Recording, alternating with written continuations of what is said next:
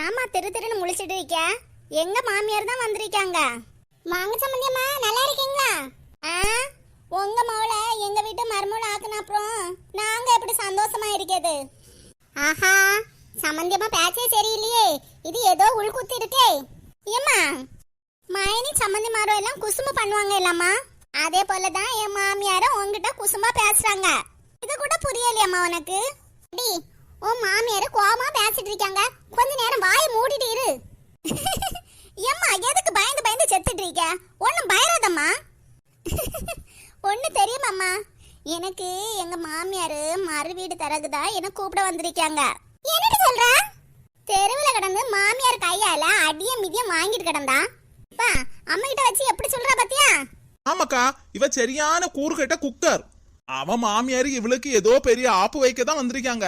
இத தெரியாம மறு வீட்டை கூப்பிட போறான் எனக்கு சொல்லிட்டு இருக்க. பாத்தீங்களாக்கா, சுவாறு கண்ட இடம் சுகனே இருந்துட்டு இருக்கா. என்ன மனுஷன்னு தெரியல. சின்ன பொண்ணே, உன் சம்பந்தி சரியான கூறு கட்டவதான். இப்படிப்பட்டவளையெல்லாம் வீட்டுக்குள்ளே சேர்க்க கூடாது சின்ன பொண்ணே.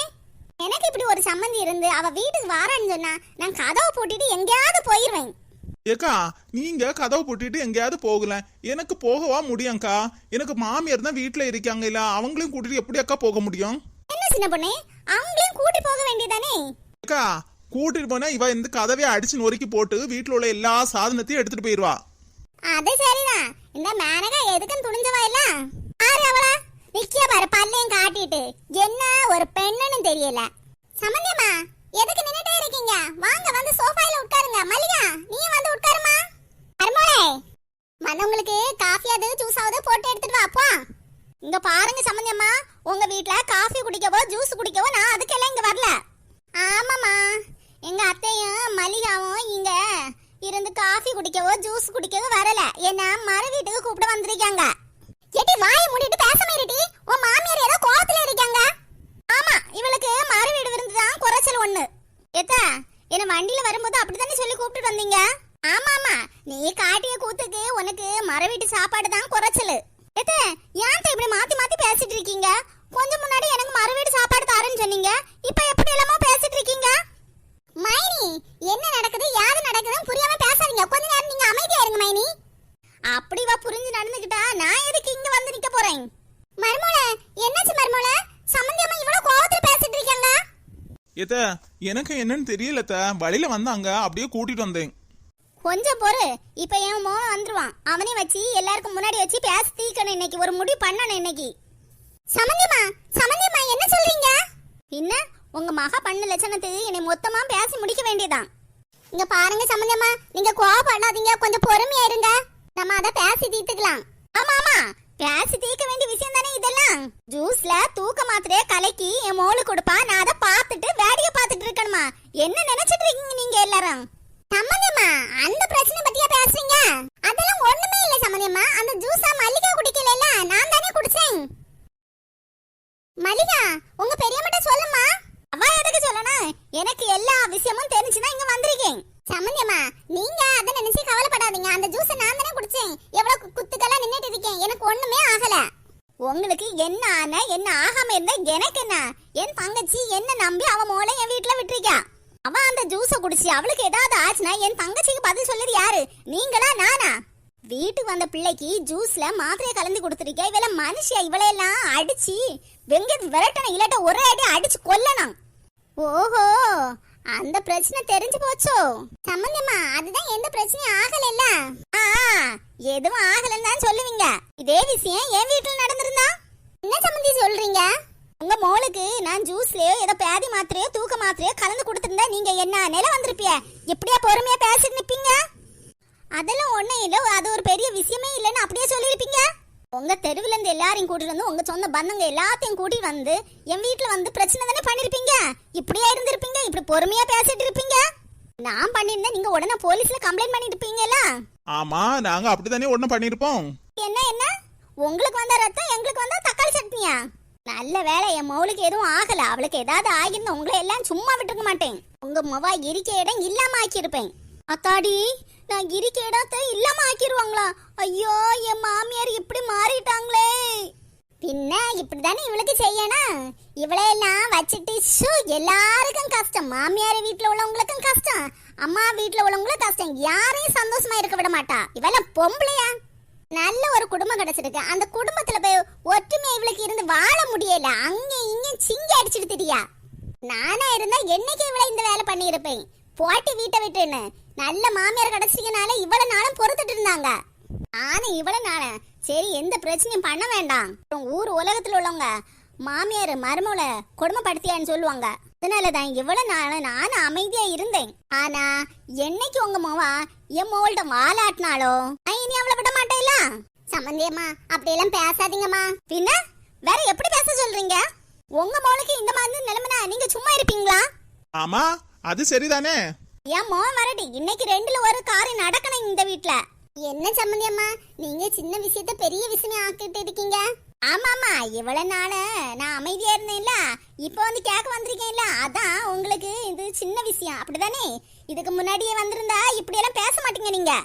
இதுவே உங்களுக்கு இந்த பிரச்சனை வந்திருந்தா நீங்க இப்படியே சொல்லுவீங்க. ஐயோ என் மாமியார்கிட்ட நான் மாட்டிக்கிட்ட போல இருக்கேன். இந்த சுபத்ராக்கா என் மாமியாருக்கு போன் பண்ணி சொன்னேன்னு சொன்னாங்கல்ல, அதனாலதான் இவ்வளவு புயலா கிளம்பி வந்திருக்காங்களோ. பாச்சி இனி என்னென்ன ஆக போகுதோ. எம்மா பாமாக்கா இப்பதான் வரையோ?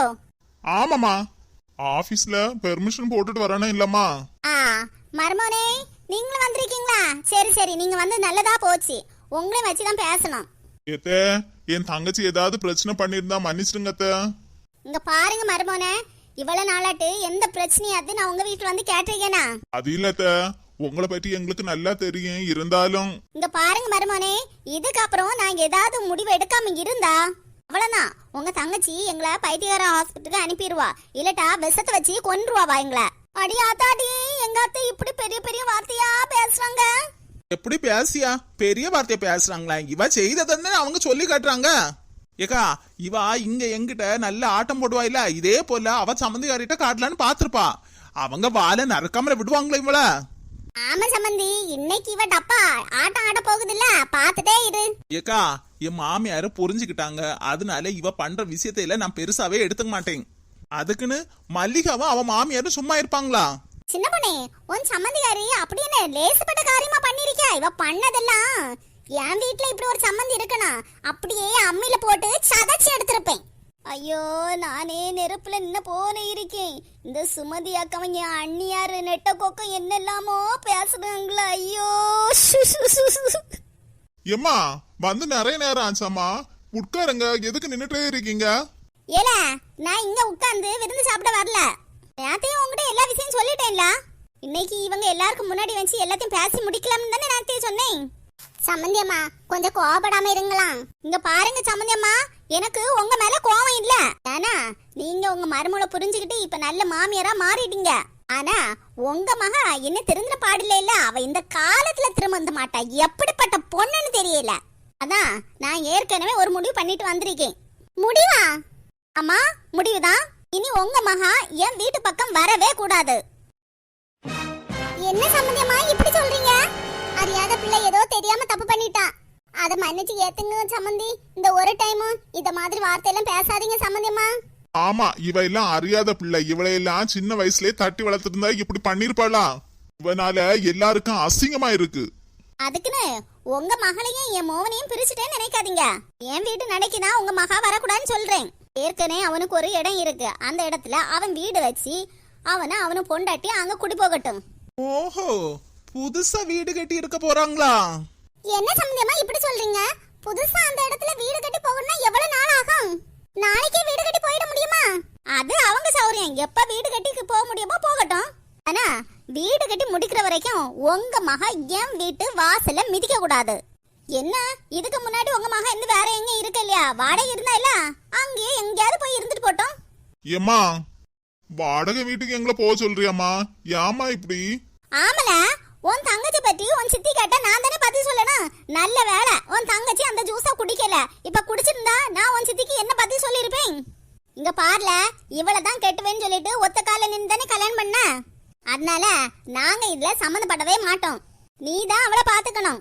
என்ன சின்ன பொண்ணு, உன் சம்பந்திக்க மாமியாரு வீட்டு பக்கமே வரக்கூடாதுன்னு சொல்லிட்டாங்களே, அப்ப இவ எங்க தான் போவா? அக்கா எங்கேயாவது போய் தொலையிட்டாக்கா, எனக்கு என்ன?